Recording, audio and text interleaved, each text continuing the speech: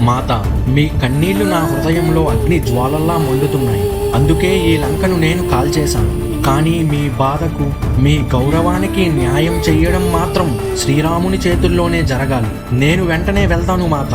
రాముణ్ణి, లక్ష్మణ్ణి, సుగ్రీవుణ్ణి తీసుకొని వస్తాను. నాకు మీ ఆశీస్సులు కావాలి మాత.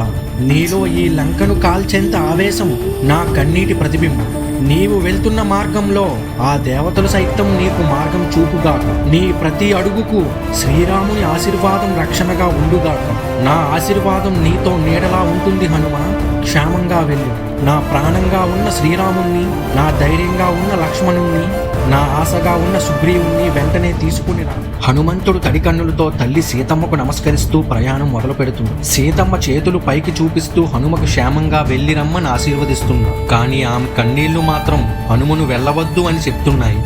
ఈ కన్నీటి దారులు తిరిగి గొప్ప విజయాన్ని సాధిస్తాయి.